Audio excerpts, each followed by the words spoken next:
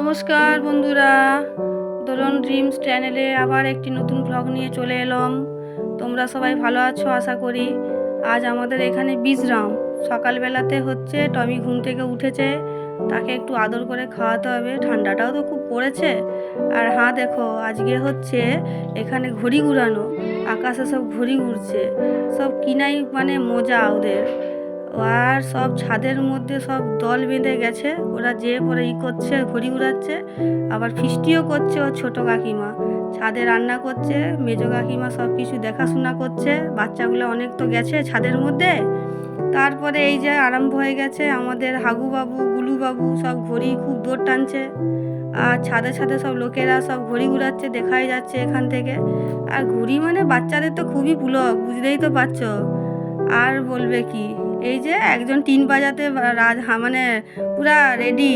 আর এদিকে টমিও চলে গেছে ছাদে, দেখতেই পাচ্ছ। টমি একটা আঁখ খেয়েছে, আবার একটা আঁখকে ধরেছে, ও খুব মনোযোগে খেয়ে যাচ্ছে। আর হাগু ঘড়ি উড়াতে পারে না, হাগুর বাবার মাথায় হাত, দেখতেই পাচ্ছ।